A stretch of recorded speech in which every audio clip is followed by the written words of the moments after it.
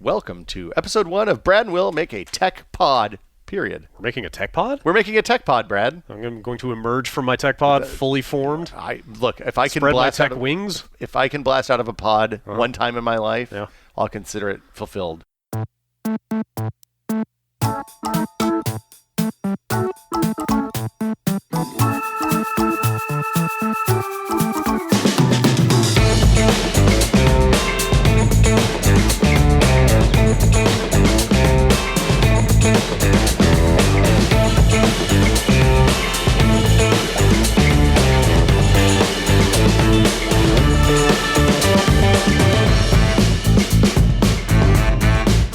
I'm Will. I'm Brad.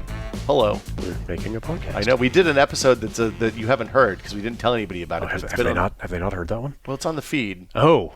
And it's on iTunes, but I didn't tweet about it, I don't think. Maybe I did. Who knows? Somebody's going to work backwards. Yeah. Discover all of our dark secrets. They can find out the origin story. But this week, it's a big news week. Brad. Yeah. Yeah, so as I learned about 12 hours ago. Yeah, you're really dialed into the tech news scene, I can this tell. One really snuck up on. Well, I'll let you say what it is, and then I will tell you how they've all kind of run together for me at this point. Well, first we should probably say what the show is. Okay. And it's about tech. The there idea, you go. Yeah, it's a tech podcast with two middle-aged white guys. And we're going to cover radical innovations in the podcast space. There is a radical innovation. Okay. Instead of being about every topic of the week, we're just picking one. That's about a topic. One topic. Okay. This week's topic? Uh-huh. New iPhone launch. Oh, okay. Apple Keynote Tuesday. Get down to the iPhone. Maybe as a little aside about, I think, what I assume we want to do with this podcast. I mean, this week we have a ton of just newsy stuff to cover. Usually. Normally, I think we would kind of deep dive into stuff a little more. Yeah, I think that's fair. Like, this is just a normal-ass tech podcast right, this week. Right. We're just kind of, because there's just a lot to get through. Maybe this should be episode 0. So yeah, it snuck up on me because I don't think about the iPhone events anymore, because what is there to think about? I'm sorry, that's a very negative way to start this. No, but I mean, this is the point where the devices are kind of iterative. Yeah. And there's not a lot that's new. I have an iPhone 10 that's now 2 years old. And even that, like, there were some kind of significant upgrades, but even I feel like we hit the plateau even before that. I'm probably okay, yeah. The significant upgrade there was, hey, there's no buttons on the face, and it's edge to edge. Is that really an upgrade? I think. Is it really? I love the notch. I know you're a notch hater. Oh man, I hate the notch. You just have to learn to live with the notch. I explicitly bought an iPhone 8 after the 10 was out because that's how much I hate the notch. Wow. So you know what I want? A rectangular screen with square corners, sharp right something angles. pointy. You need right a Windows angles. phone. Maybe. I used a Windows phone. I did for a while. It was a fine phone. It was okay. So Apple announced 3 new iPhones. Yeah. A new human cost iPad starts at like $350, $380, something like that. Mm-hmm. New services. Yep. Apple Watch Series 5. Right. We're going to talk about it all. Yes. In 45-ish minutes. Okay. Yeah, starting now. Okay, so iPhone 11. This is the entry level iPhone. I'm gonna like they make you wait to get all the way to the end with all the bullshit. It starts at $700. Which is, I believe, cheaper. It's like $50 cheaper than the iPhone XR, which was the previous entry-level iPhone. Seems like the big news this year is that they just kind of renamed the product line. They recentered the product line. Like it's the same 3 models. They've just moved where the baseline is. And they made them all iPhone 11s now. So this is iPhone 11 1.1, not XI, because that would be really dumb. Yeah.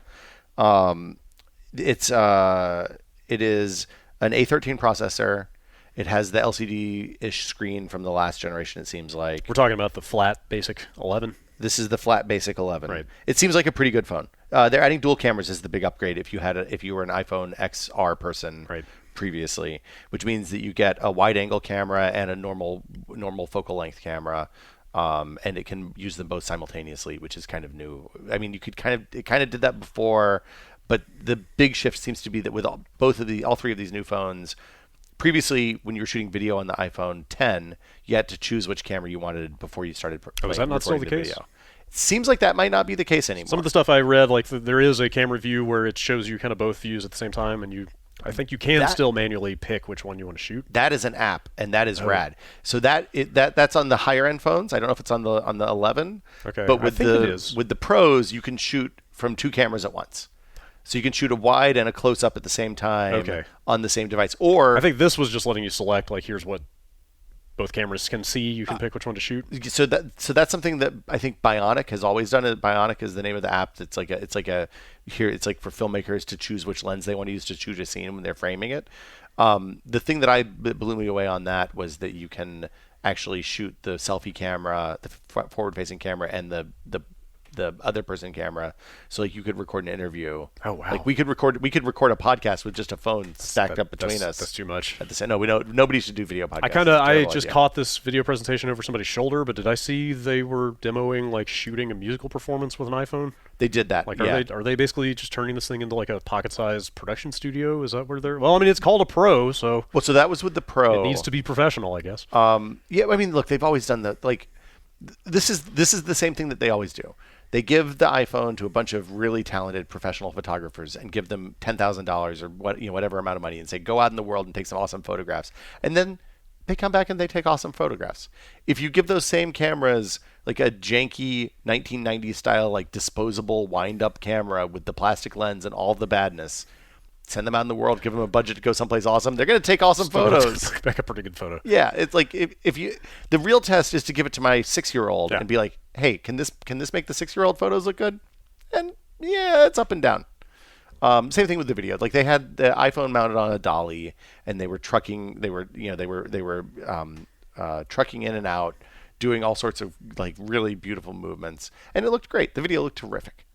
I guess I'm kind of surprised that the cameras are still the point of innovation with these things. It turns out the cameras are why people upgrade the phone. Well, like at this point, we've seen enough people to like leading with cameras first when they introduce new hardware, both on the Android and the iOS side. There is substantial market data. Sure. I've not seen it. There is substantial market data that says the only reason people ever buy new phones is because of the camera. Well, also, it seems like there was just a way higher ceiling for things to improve there, right? Because like software performance is fine and has been for what 3-4 years at least. Like the phones are fast, so like a faster CPU doesn't really move the needle for anybody at this point, right? I think that's fair. Like I think that's exactly right. You know, like kind of flash in the pan stuff like 3D touch doesn't matter to anybody. Like I guess the camera is really the only thing that most people see like a tangible benefit from, right? Once the screen, I guess AR maybe a little bit, but even that is a camera. Well, they didn't talk about AR today at all, which is really interesting because that to me says, oh, that's right, because it was a big focus last time, right? Maybe all of their AR stuff is going into a different device, not the phone right now. Huh? Oh. It seems like the camera lenses are bigger. Like there's more glass, which will have a definitive improvement on the image quality. Boy, that camera hump is a sight. Like, look, they're machining that back glass now, Brad. Yeah. It's I assume that stuff explodes. Like I can't even imagine machining glass seems really scary. Yeah. But yeah, so it's still the same basic design as the iPhone 10. All of these phones are glass back. Actually the 10 might have a stainless back. It looks like it. No, it's machined glass as well. Yeah. I think I saw that it's God, what was the term they used? It's basically not polished glass anymore. They did a matte finish. Like a matte glass, and they said that's somehow more durable. Well, I mean, you're less likely to slide out of your hands. I don't know if you've held an iPhone 10 without a case on. Yeah, I've got this 8 that's got the same back on it. Does it have the glass back? Or no, it has an aluminum back, doesn't it? No, it's got the glass. Oh, yeah. The 8 did. Yeah, so it's the stainless steel frame with the aluminum back. So the 11 is an aluminum band. The 11 Pro is a stainless band around the edge. So it's shinier. Oh, sure. Shinier metal. Right. It starts at 64 gigs for the 11 stock. They're still doing that thing. I think that's the right spot. Like 64 gigs seems. Look. Well, it's more that flash memory is so cheap that they could easily start at 128. Right? Well, so the bummer is there's no 128 gig model anymore. That's what they've always done that. They've always skipped a notch. Well, they didn't always, but in recent memory, yes. For a very long time. So it's 64 gigs, which is a decent base model, I think. I think even if you're shooting 4K video, if you're using like a cloud service for your backup of your photos and video, that's not going to matter. Yeah. You're not going to fill that thing up. I can take a 64 gig iPad and load up all the movies and stuff I wanted and go on an airplane ride. It's no big deal. It jumps from there to 256 and from there to 512, and it's a $150 bump from $600 for the 64 gig to $750 for the 256 gig, which seems substantial. Yeah. So now that's kind of it. Like there's not a ton going on there. It's not. I mean, I don't know what I was hoping for. Like I said, I barely pay attention to these events now because they're all the same and have been for, like, I guess OLED screens a couple years ago were a big deal, but like before that, when was the last time an iPhone was super exciting? Well, so I don't think that this is the OLED screen. I need to look that up and see. But in the new ones? In the 11. Pros. The 11 Pro is definitely Yeah, OLED yeah, screen. yeah. The 11 is probably an LCD still. So I mean, I that's guess. like kind of the big story to me is that they've just changed which one is the entry level phone versus which one is the budget phone, versus which one is, you know what I mean? Well, they just changed the name. Right. The Because last time it was 10 and 10s. No, 10 no, I'm sorry. Last time it was no, 10s. it was 10. I'm sorry. Last time it was 10s and 10s Max, and then 10R. and then the 10R came out. Yeah. But like, what does that mean to the average person when they hear 10R? Like, it's meaningless, right? Well, so that's exactly It was the So- budget. It was the budget model, but they didn't actually explain that in the name. Well, so now the entry level phone has the same name as the That's what I high mean. end That's phone. what I mean. Like, It's just unified the naming. baseline phone is Yeah. the one with the plain name. They should have just No. called this one the iPhone and started with one again. Sure. That's the joke. I'm going to try to I resist apologize. saying this all the time, but Jobs never would have allowed this. I mean, on one hand, as somebody who likes to act like an egalitarian on occasion, I feel like it's good that they're selling products that aren't like that when they went to $1,000 base price for the good Oh, phone. well, I just mean he never would have allowed this messy naming convention that. Well, they tightened it up with this. Oh, I know it's Yeah. better now. Yeah. I'm just saying he never would have allowed it to be that messy in the first place. I feel like that's probably true. Yeah. Like there's an inelegance to. I feel like there's an inelegance to a lot of what Apple does these days that wasn't there before. I mean, they're It's a also little- doing a ton more products. Like Well, it's that's messy because fair. there's like, yeah, if you think about like iPhone 4 launch, it was one device in one color. You could get any color you wanted as long as it Sure. was black. Sure. I think they rolled out white with the 5, Okay. and then that doubled the number of SKUs they had. And then then the Plus came along at some point. They did the big boy. I also feel like Max is a weirdly. Max is an unfortunate name. Yeah. I mean, shout out to our friends named Max, but I feel like the Max as a hey, this is the big boy, Right. is weird. I feel like Plus was pretty good. It feels kind of discordant to me with the image they try to project of being like a Rolex or a Mercedes, like a premium goods company. Do you know what I mean? I mean, Like a high class lifestyle kind of brand. kind of. To call a thing like the Max is just. I mean, I just called when I had a big one of the big ones. I just called it the Duke. That was my name for the phone. Well, that's your iPhone headcanon. That's different. Yeah. I feel like I don't know, or like something like that makes me think of like Jumbo laundry detergent or something. yeah, it does have like a Mr. Sparkle kind of shine Right. to it. Yeah. So the thing about it is, at least you know that that's the big one. Like Plus Yeah, and Pro okay, both sure. indicate that it could just be better. Yeah. Whereas Max is undeniably large. That's fair. I like that they're doing colors again, and they're doing the anodized aluminum colors. So there's purple, white, yellow, green, red, and black. Wow. And the purple looks good. The green, Purple always looks good. the green on the Pro is like a dark green. It looks almost black. I want to see that one in person. Okay. I don't think I'm buying any of these phones for the no. record. Yeah. I think I'm probably good. I think I'm good also. Why? What's the point? They made a point to talk about spatial audio using sound fields for watching movies without headphones on, which I would say I have to say that like the sound on the iPhone 10 and the iPad Pro 12-inch, the square edged one, is astounding. Like it's super duper good. So if they can get some of that in there, I guess that's fine. I feel like adding the wider camera. So on the iPhone 10, they did a telephoto camera and a wider angle camera. So you had like a way to do close-ups and a way to do closer ones, wider shots. I'm kind of stoked that they're switching for a wide because I feel like I use wides. Like the experience with shooting a telephoto on an iPhone is always bad, and I feel like the experience with shooting wide angle on like a Pixel or something like that has been really nice.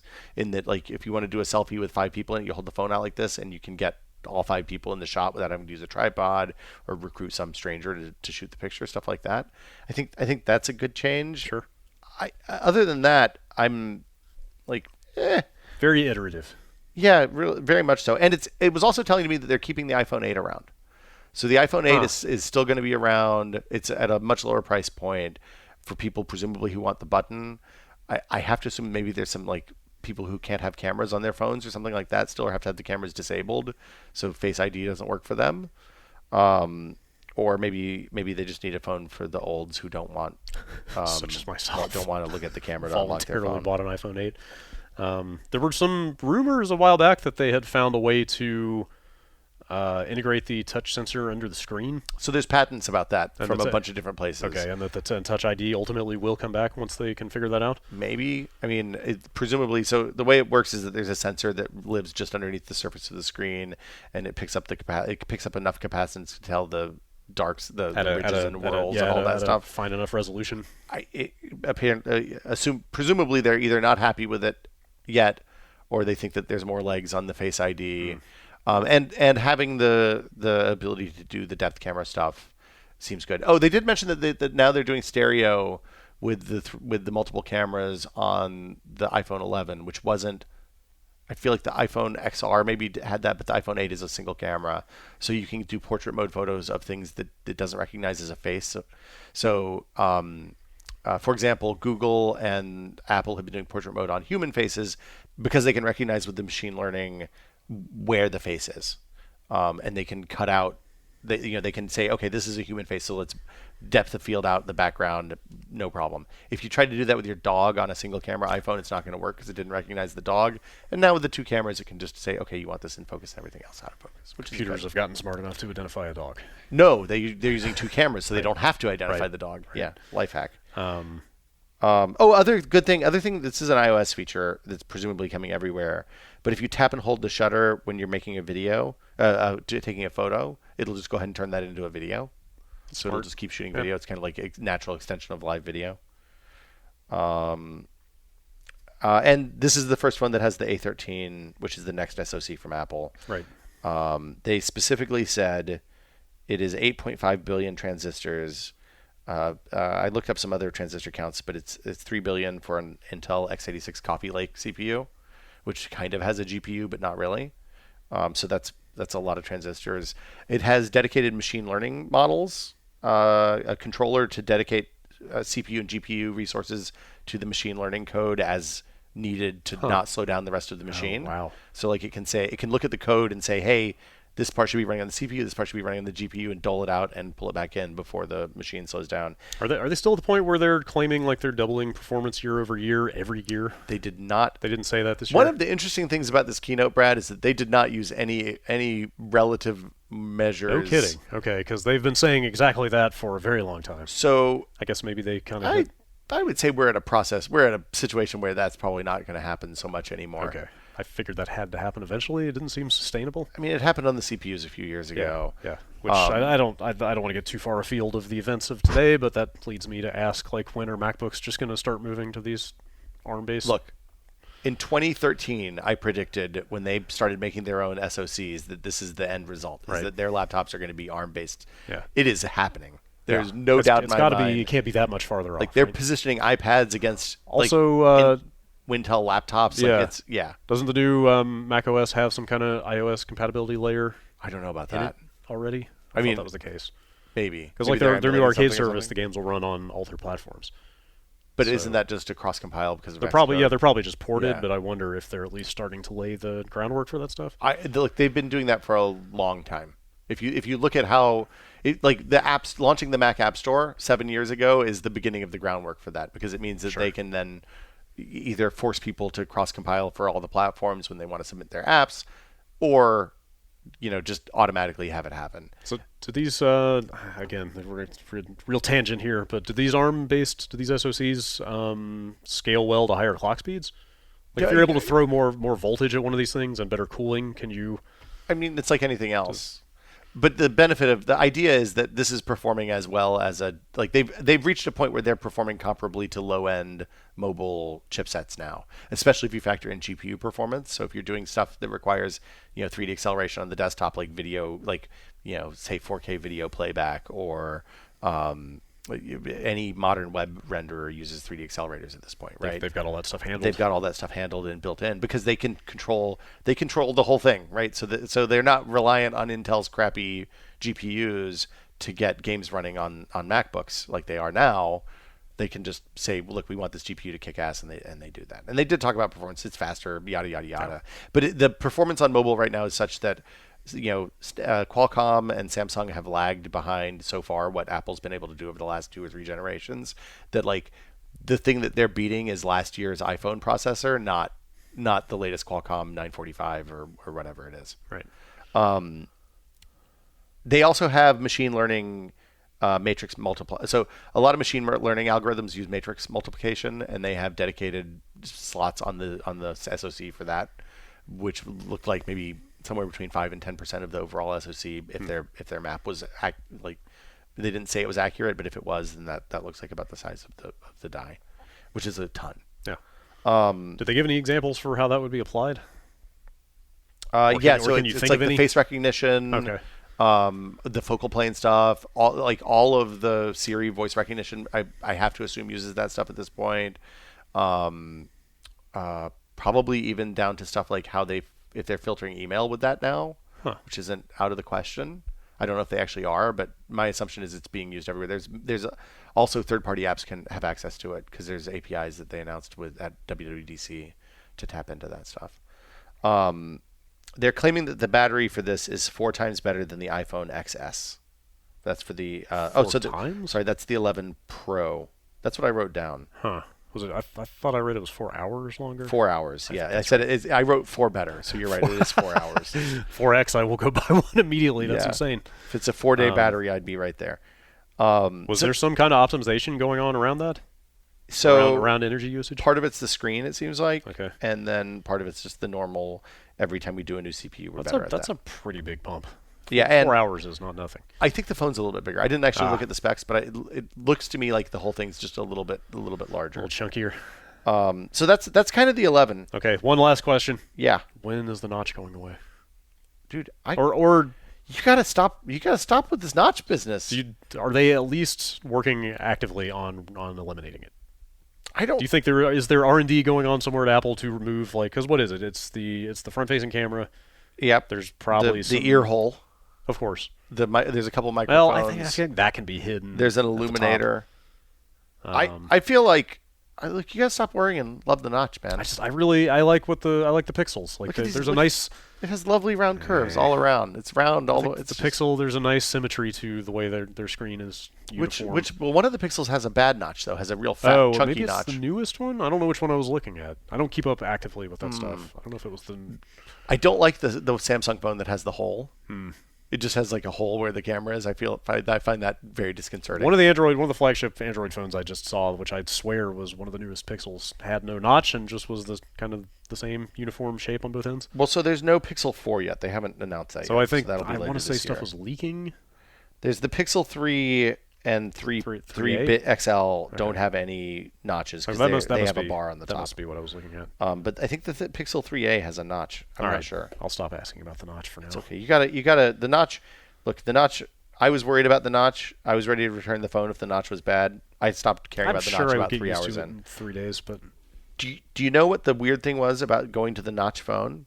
Is when they added the thing where you swipe from the top right corner to pull down the control center. I started wearing out the top right corner of the case because I pull down. You do that so many times a day. Yeah, it's an inconvenient motion. Anyway, so iPhone 11 Pro, it's the same stuff. It's the A13 CPU SoC. They're relabeling the OLED panel because the contrast ratio and the brightness are better, and now it's the Super Retina XDR display. It has a 2,000,000 to 1 contrast ratio, which means that the blacks are really, really, when you need to have blacks that are really, really, really, really, really black, utter absence of illumination, complete darkness, you can do that. Let's see, that's it. The battery's 4 hours better than the iPhone XS, which kind of people said didn't like the battery too much. They showed a deep fusion computational photography thing that is a beta or not happening at launch, where they take all 3 inputs from all 3 cameras and then use math and machine learning and neuroscience nonsense to make the picture look really, really good. Like super focused on assembling it from components from each photo. Yeah, the most focused parts of each one. They showed a guy with like a knit sweater, cable knit sweater, and like a really dense beard, and the whole thing was in focus. Something that would traditionally confuse the hell out of. Yeah, and probably also jack up the image compression. So it was like working within all. It seemed like it was working within all the constraints.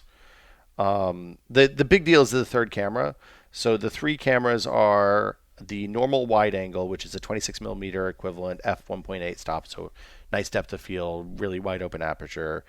Zoom, which is a f2.0 equivalent, f2 stop, 52mm equivalent, and the ultra wide, which is a 13mm equivalent f2.4 with 120-degree field of view. And between the 3 cameras, they're now saying you get about a 4 times optical zoom.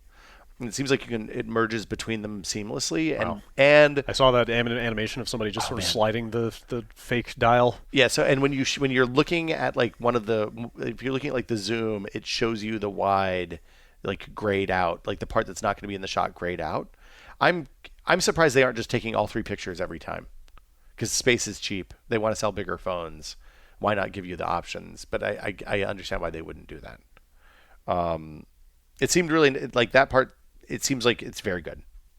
So that's the thing. The camera's good. Who for knew? now, until they think of another thing. And they're adding night mode, which is a Pixel feature that's been on Android for a while, but it turns on automatically, which isn't the way. Like you have to select it on Android. And they bracket and combine images from both cameras on the 11, presumably all 3 cameras on the Pro, to fuse them together, and it reduces blur and motion by looking at the accelerometer and all the other stuff that it has access to. What's going to happen decades from now when our record of this period of history exists in perfect, utter clarity? You know? Like viewing history through the lens of like bad 16mm film and like warping like decaying VHS tapes and like you know what I mean? Well, there's a feeling of peering back through time to a less civilized age when you look at that stuff. We'll have that because like people have all the terrible Instagram filters that they use on all their pictures, and like everything's bad digital zoom now. Yeah. Like we have a distinct look. We still have a feel. Yeah, I guess you're right. So that's iPhones. They ship September 20th. Yeah. Oh, ship? Yeah, that's what they said. You can order them on Friday. Right? This Friday you can pre-order, and I think they ship on the 20th. I think it used to be a matter of weeks, right? But that's 2 weeks from today. Oh, I mean like 6 weeks or more. Oh no, it's always been 2 weeks. I feel like They announce it, you order it the next Friday, and then you pick it up the Friday after. maybe it was just 1 or 2 generations. I feel like there was a long delay. So the very first one, they announced it, and then it was a long time before they started selling it because they didn't have anything in the market. They always roll them out really fast so that they don't, because there's basically the time between they announce a new one and the time when the new one ships, they're going to have no like disinterested customers coming in and buying iPhones. Yes. Which is, I assume, a significant portion of their audience. That's fair. But yeah, so today's the 10th, and the 20th is 10 days from now. So that's right. That's a lot of talking about phones that inherently I feel like just aren't all that exciting. I mean, it's one of those things that's always like little tiny steps forward. Yeah, nice iterative improvements, but yeah, at the end of the day, like they're not changing the world. It's just a better are phones iPhone ever going to change the world again, or like that happened already, right? I think they're going to stop being phones and start being something else before they change the world again. I mean, what would change the world is having it like something that's a different form factor. So like if you're talking about something that's like a cylinder that you pull the OLED screen out to look at when you want to use your phone. Okay, sure. Like, something that we haven't imagined yet. The folding phone that Samsung's now actually going to, they sold it and they didn't sell it, and then now they're selling it again, and they've changed the screen protector. Did you hear about this last year? Vaguely. So they released a phone that was folding. They Oh said yeah. I saw the hubbub around all the malfunctioning. It had a flexible piece of glass on the front that was part of the physical screen. Right. But it looked like one of those screen protectors that you get when you get a new phone. So about half the people pulled it off. Okay. And in doing so, just fucked up the phone beyond all recognition. So it was not the phone's fault. Yeah, it's kind of it was bad design. Poor design. Yeah, I would say. Okay. I would say it was a sketchy design. Okay. You want to take a break and talk about iPads and let's Apple phones? Cool our jets a little bit. Apple before Watches? we get into the rest of the stuff. Okay, we'll be right back.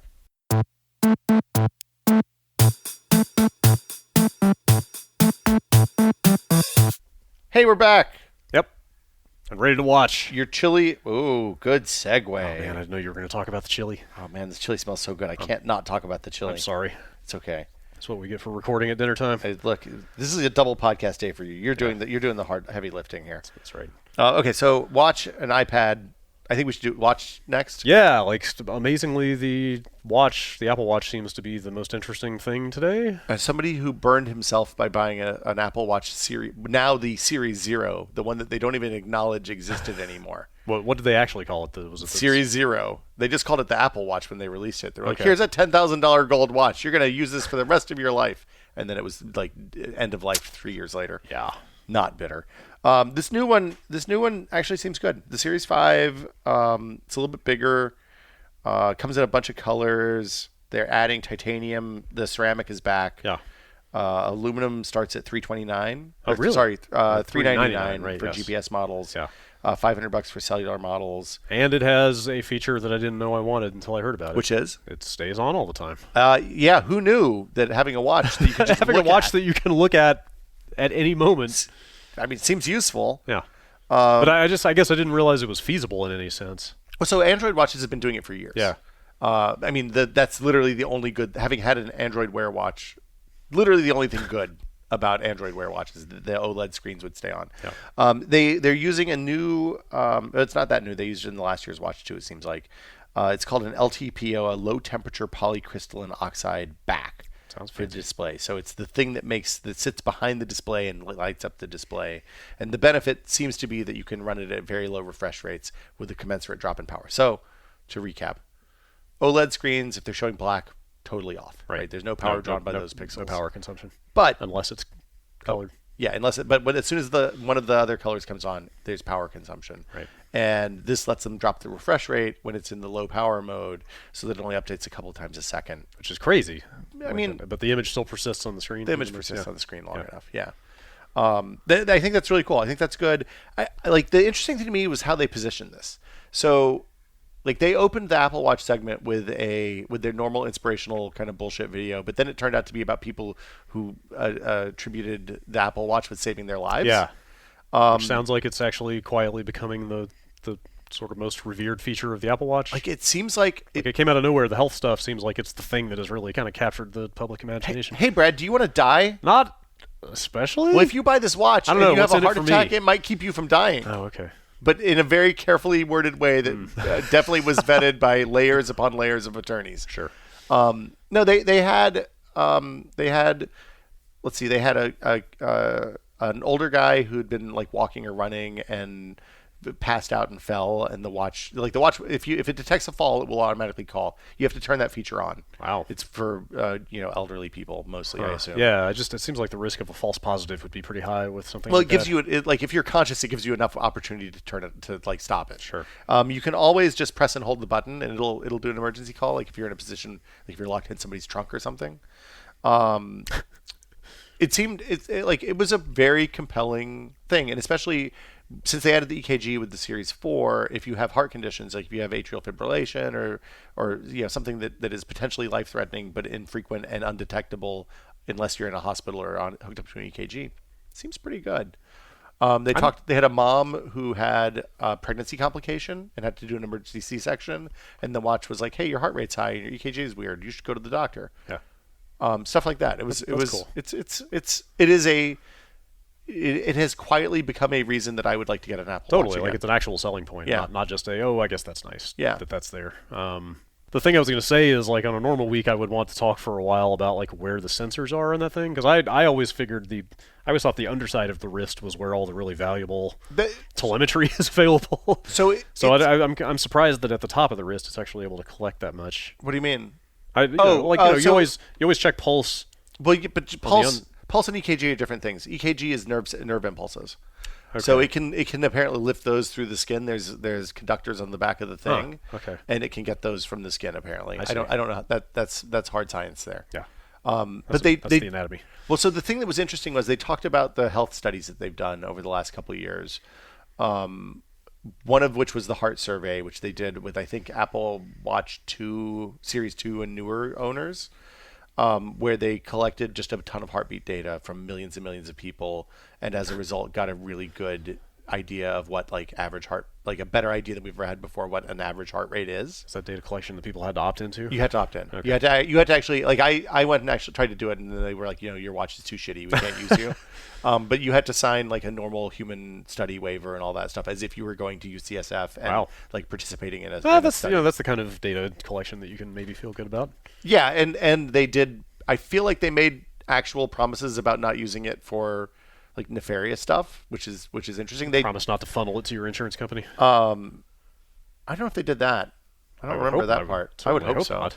Not. They did say it was going to be anonymized, so the normal thing. Yeah. They announced two or three new studies and apps. One of them is a hearing study, which means that they're using the microphone. So the interesting thing about the watch, you hit it, is it has a bunch of really interesting instrumentation. There's microphones, there's barometric pressure sensors, there's Oh, I didn't even know about that. yeah, it has that so you can tell when you're going up and down stairs. It has GPS. It has a compass now, so your GPS is going to be more accurate. Yeah, I read that it kind of basically gives a there's kind of a rating of confidence along with the compass. That makes sense. Like it basically tells you how confident it is that it's accurate at a given time. Well, like you've walked around downtown and used Google Maps or something, and, Oh, yeah. and like the compass is Yeah, going as you walk by a building where there's a giant steel Yes. rod. Yeah, Yeah, that's not fair. gonna be so good. I was just surprised that they're that forthright about that.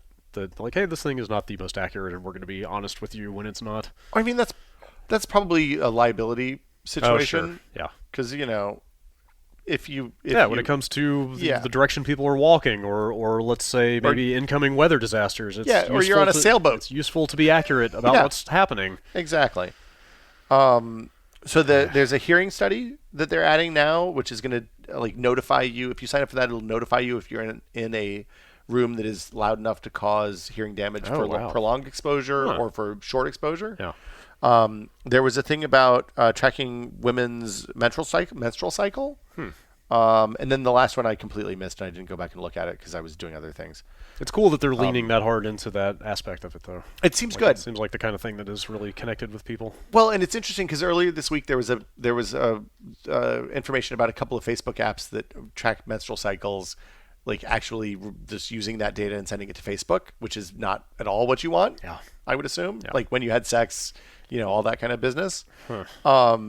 So I may be naive here, but I feel like Apple is one of the big 5 tech companies that I would actually trust with intimate personal information like that, more than the others. Yeah, I mean there was the whole iMessage FBI scenario that they. I mean they've gone to bat. Seem to have come out on the right side of. Yeah, I think that's the big software stuff. The LPTO backdrop seems really interesting if they can do dynamic refresh rates. They said they didn't give a number, but they said all day / 18-hour battery life. And then the rest of the stuff has been there for a while. It comes in aluminum and silver, gold, and space gray, stainless, gold, space black, and polish, which is I think just the shiny metal one that I like. There's a titanium one now, which is exciting, in brushed metal and space black. And then the ceramic one, which looks like a future watch and is really cool, but is not worth $1,000. I was going to say, did they announce that price? Because I started to say, I noted that the prices of the titanium and ceramic were not easy to come by. They didn't talk about prices much at all. Which I assume means that they are astronomical. So the edition watch starts at $800 for the titanium, or $1,299 for the ceramic. Okay. It looks really cool, though. Well, I'm sure it does. You got to think about how cool it's going to look. And then how cool does your Series 0 watch? So think about how cool it's going to look in 4 years when you're running the same version of OS for like 3 years running. Mm-hmm. That's the thing to remember. All right. They didn't talk about upgrading the CPU this time, so I wonder if they've settled on a. I feel like I saw that they had. Oh, really? They had done so, but I could be wrong. They didn't talk about it in the keynote. Yeah. If they did.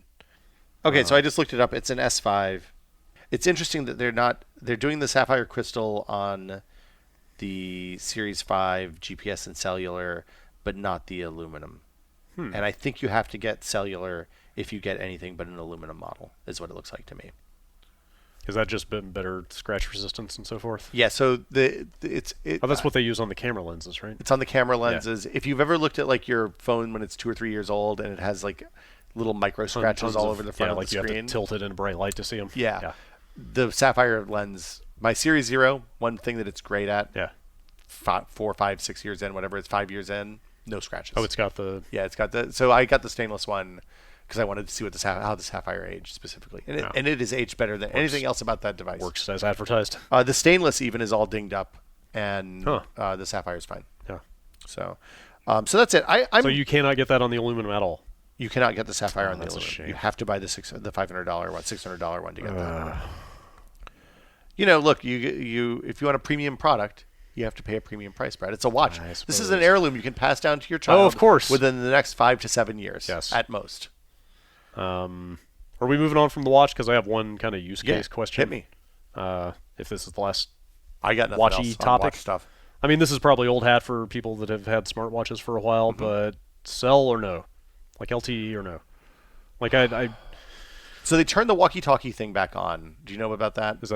I'm guessing it's some kind of Dick Tracy style thing. Yeah, you can basically, like, if you're out, if you have your phone with you, you can just walkie-talkie somebody. Half the reason to get the watch, right? Yeah, that's the only reason I wanted the Series 4. They had to turn it off because of security stuff for a while. Okay. But they turned it back on in April, I think, and it seems pretty good. Like that, and being able to call from your phone. Like there's something compelling about, to me, as the parent of a child, that I often go out on like bike rides with my kid and stuff, not having to take my wallet and my phone. Yeah. And still be able to make an emergency call or call Gina if I need to pick up or something like that. I guess I could see that. Do you use Apple Pay? No, but that's kind of part of the reason I want to get a watch, actually. So I was going to say that, like, the Apple Card, the cashback on the Apple Card, if you Apple Pay, is pretty good. That's a whole other topic. Yeah. But yeah, I find myself using Apple Pay a lot when I'm out and about doing stuff. Like if we go ride the bikes to get ice cream, they take Apple Pay, so I don't take a wallet or anything. I just wear comfortable pants and not have to have a wallet while I'm pedaling the bike. Yeah. It's handy. Yeah.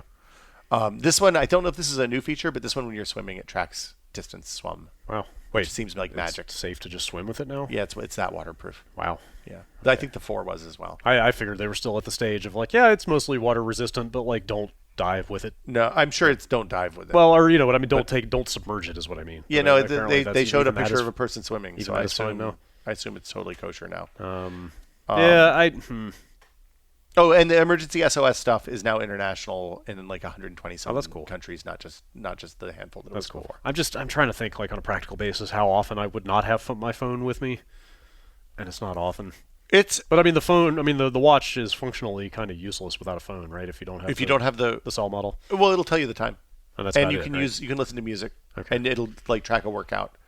And with the GPS models, it'll track a workout and like give you routes, like it'll upload your routes to Strava or Runkeeper or whatever you want when you get back to the home office. It seems like, look, the question isn't, do you want to pay the extra $100 for the cellular model? Yeah. Well, do you want to pay the extra $10 a month to your carrier? I was going to say it's because that's going to add up way faster. Device fee for having that thing connected. The one thing I will say is you can often get discounts from your carrier, like if Verizon wants to sell me hardware because I haven't bought hardware from them in a really long time, and they're willing to give me deep discounts on Apple Watch Series 3s with cellular, that would probably offset the cost of the first year's service. Okay. So, you want to talk about iPad? Sure. This is I wasn't expecting this. I think the rumor sites had this in there, but they are replacing the 6th generation 9.7-inch iPad, the one with the home button. Which is to be clear, I believe the screen size they've had since it's the base model. The iPad was incepted. It is the default.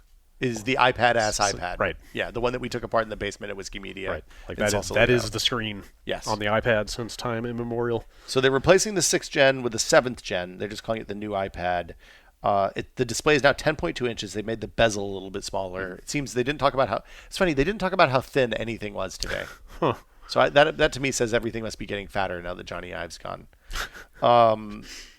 It uses this one. The big hits on this one are that it has the smart connectors. You can use the keyboard, and the pencil. But it's the old pencil, not the new pencil. Okay. So there's a Gen 1 pencil, Gen 2 pencil. The pros use the current pros use the Gen 2 pencil.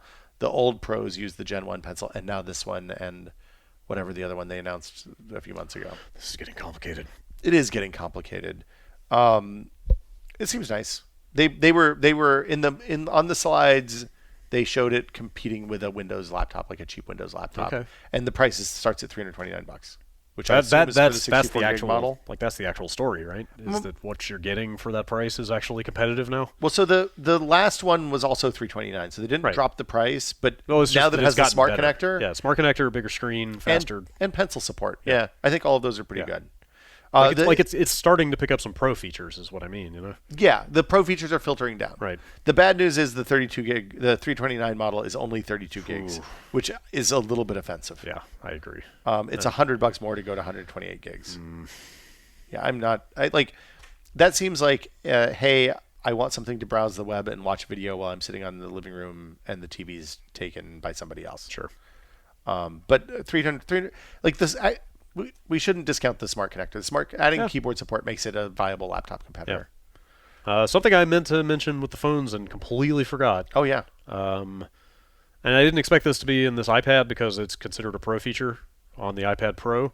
But the 120 hertz screen Oh, is that 120 hertz screen on this? on the Pros it is, Oh yeah, but not on. it's not on this one. Not on this. No. But I meant to bring that up earlier because in a perfect world, I would have liked to have thought that an iPhone called Pro might also have that Oh, feature. is it? I didn't even look at that. No, it doesn't. It doesn't. Oh, battery life. Right. Is that why? Probably. Okay. I mean, that thing has a ton of space for battery. Yeah.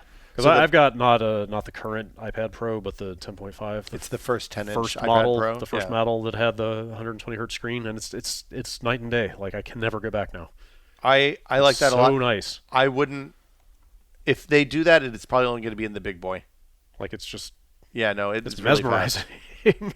I have a 60 hertz G-Sync monitor at home. Yeah. And I'm sad because I wish it was 120 or 144 hertz. Yeah. And I know. God, was it Razer or somebody made a 120 hertz phone? I wouldn't buy that probably. No, I'm not saying anybody should buy that. I'm just saying it's been attempted. Yeah, people have done it. But I feel like it's telling that they were the only ones that did it, right? Look, if you're running 60 or 30 hertz on the phone screen most of the time, and you go up to 120, you're doubling or quadrupling your battery drain. Yeah. Which seems like a lot. That's fair, but God, it's so nice. I think that's it on the iPad. Yeah, it's a pretty minor thing. I mean, it's nice that the low. I was surprised it was only an model. A10, since the Mini is an A12 now. Yeah. CPU, SoC. And then the other stuff they talked about as we wrap it up here, they announced dates on Apple TV Plus, which is their TV service, and game service, which Apple are Arcade. Apple Arcade. They're $5 each Oh. a month. Games launches next week, I think, week after next on September 19th. Probably when the next iOS launch happens, if I had to guess. I think that is announced actually. Oh, okay. They didn't talk about the keynote, but I assume Yeah. it's sometime between now and when the hardware I'm ships. pretty sure I saw 19th. And then the Apple TV Plus launches on November 1st. Okay. They showed a couple of games. I wasn't super like they Yeah. showed Frogger City or Frogger. That game looked terrible from Konami. Yeah. They showed a Capcom like side-scrolling 2D Subnautica type game that looked Okay. kind of interesting and weird. The only thing I care about is a new Choo Choo Rocket. Oh, they announced a new Choo Choo Rocket. They announced a new Choo Choo Rocket. What? The first new Choo Choo Rocket game, perhaps since 1999 or 2000. Wow. Was the last one on Xbox when it released it for Xbox 360? It's always just been re-releases of that same game. Oh wow. Yeah, on GBA Yeah. and 360. It was at 360 Arcade, wasn't it? It might have been. Or maybe I'm thinking about every Extend Extreme or one of Maybe. those. Yeah. Or Boom Boom Rocket is what I'm thinking about, which is the fireworks game, which was also dope, but not as good as Choo Choo Rocket. No, few things are. No. That Annapurna Rhythm Racer thing that they showed was pretty good.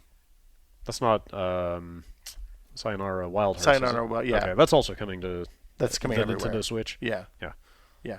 Yeah, I don't know that service. I might try the free month just to fiddle around with some of that stuff. So the big news: if you buy a new phone, you get the first year free. Yeah, was it the case for both arcade and TV? That part was unclear. I wonder if Okay. you have to choose, or if you get if you buy a phone and an iPad, does it stack? It's Right. there's a lot of questions Okay. there. I was kind of shocked by that. Like a free month, of course. Like why wouldn't they give you a 30-day? I think Everybody does that. But a year? They have Apple. They're okay. I They're know, okay I know on that. cash. I know that, but I'm just trying to figure out like what the business play is there. They want to get you hooked on it. Yeah. I think so. Looking at their TV lineup, especially, I think that they don't have enough stuff to warrant the subscription starting in November, and they're giving themselves a year to ramp that content up. I see. Because getting that content pipeline going is hard. Like it's hard for Disney, it's hard for Warner Brothers, it's hard for everybody. Make sure by the end of the year it's indispensable. Yeah, that gives them a year to have a hit that people can't stop watching. We'll see. No Apple TV update? No Apple TV. I don't think they need one. 4K. Yeah, I guess 4K is good. Yeah. I mean, the big thing on Apple TV and iOS for games It's the controller is support. that they're going to have, if you have a Bluetooth DualShock or Bluetooth Xbox One Yeah, controller, that's huge. then Like so all DualShock 4s, the second wave of Xbox controllers. Here's the flip side of things that Steve Jobs would never have allowed. Is that for once they did something good. I mean, I think this is unequivocally good. It is. That's Yeah. yeah. I'm just saying like this is very un-Apple to allow other companies' peripherals to. You know what I mean? Yeah, without like licensing. It's like or there've something. been the rumors for years about Apple having a controller in development, Well, so and there's been the MFi stuff, which never really got off the ground. So I have one of those Steel Series M5 controllers, which is fine. But for console ports, it doesn't work because the M5 sticks don't have to click. Oh. So that means you end up in a weird situation where you're like doing corded presses. Yeah.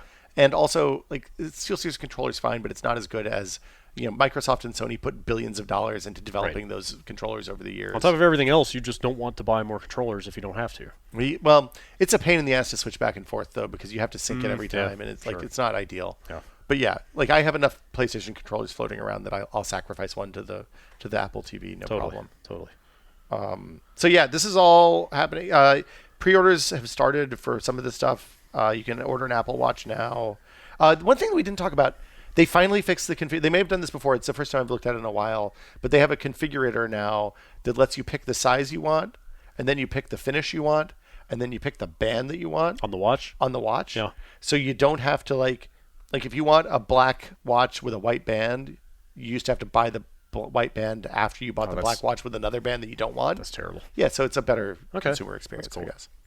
Yeah, that's it. A minor thing. None of this stuff seems super necessary. Yeah, I was going to say, like, I don't know, put a grade on today's event.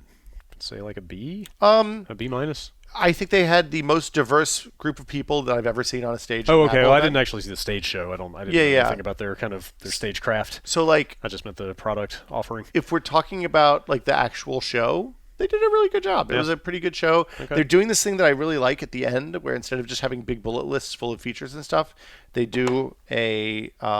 It looks like one of those listicle things that people always are emailing to you to be like, "Hey, do you want to? Here's a free listicle that you can put on your site," and like it's just got all the relevant information and a pleasant infographic, big snazzy infographic. Yeah, it was. Then they did those for all of the stuff. It was pretty good. That's helpful.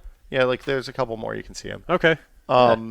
Like so that's a good at a glance. Here's what's new. Yeah, like they have ABs. I mean, obviously they're a little bit cooked on like what the wide camera versus the ultra wide lens looks like and stuff like that. But it was pretty good. Yeah. But just in terms of the products, yeah, it's like a solid C. Yeah. Like these are, if you have a, like I have a this is the first time I've ever had a 2-year-old phone since smartphones became a thing. Really? Well, I was reviewing every year, so you came into a lot of phones. Phones were never. Which phone was I going to have? Never a problem. Phones were available to you. In fact, I think I even had a phone for a couple of years. Due to your largesse. I grabbed one out of the closet and was like, when your phone was broken and embarrassing, I was like, dude, here you go. You need a phone. Here, take this Windows phone. And I was like, oh, this thing's not so bad. Oh man, I gave you a Windows phone. I'm sorry. You did. I think I gave you the choice between that and an Android phone. You chose the Windows phone. I can't remember how that went. The Android phones at that time, you made the right choice. Was I able to get achievements on that Android phone? Yes. No, that's the thing. You wanted the phone that you could get Hexen achievements. That's right. Or Hexic achievements. And I did. I feel like if this is firmly in the category of if you need a new phone because your old one broke or you just dropped in the lake or something. Yeah. Like it's worth buying the new one. Unless you're poor, one of the poor, godforsaken individuals who prefers the iPhone SE. In which case good luck. You are still the same. Shit out of luck. Still there. They're still making it. Like, I mean, I'm sitting here holding an iPhone 8, and they don't even make a phone that small anymore. Much less the SE. No, they're still selling the 8. No, I'm saying they don't make new phones in that form factor. Even the. Well, the 10's smaller than the 8. No, it's not. It's about the same size. No, look at that. No, hold it up. Look at it's. Well, I have a case on mine. This is some great. So do I. Oh yeah, it is a little bit smaller. Like it's like a phone for babies. The phones are just getting bigger, is what I'm saying. Yeah. Like there's people that still prefer that. What is it? The SE is 4 inches, I think. 4-inch screen, something like that. This is why we need the JNCO jeans to come back. We need the big pockets. I just want a reasonably sized phone. That's all I'm asking. You have a reasonably sized phone. I know, but once this thing gets too slow. Do you have a case on that? Yes. Okay. It's very small. It is I believe they bill it as the world's thinnest case. Does it actually do impact damage or just scratch? Not really. Okay. It's just for scratches. Okay. But very good. I'm very particular about my phone wants and needs. Brad, you're very particular about if one day so far we've recorded 2 episode zeros. Uh-huh. If we release the first one at some point as like a bonus or something, or 1 week when we can't record an episode, we're going to find out how particular you are about things. People are going to hear the depths of my insanity people are going to hear about you and the monitors. As pertains to buying a new monitor. Tell me about the monitors. Or not buying a new monitor for 15 years. Tell me of the monitors. They still work. So that's it, I guess. I guess this so. week. Yeah. We're going to do this every week. That's the goal. Okay. I think. I mean, oh my God, that sounds terrifying. Well, I mean, maybe we won't. We'll see. No. I'm up for it. But if you like it, if you like the podcast, I'm told that putting reviews on iTunes helps. Okay. So that would be an awesome thing for you to do. Do that. I didn't mean you. I mean, that would be weird if you and I reviewed the podcast. I'll just use a different name. People, they always find out. Nobody will know. No. Don't do that. It's frowned upon. But yeah, you can find us on all the places that you find podcasts. Yeah. And we would like it if you would mash the review button. That would be swell. Like and subscribe. Yeah. That's what the kids say. I'll let you do that part. What? Like and subscribe? Yeah. Okay. Thank you. See y'all next week.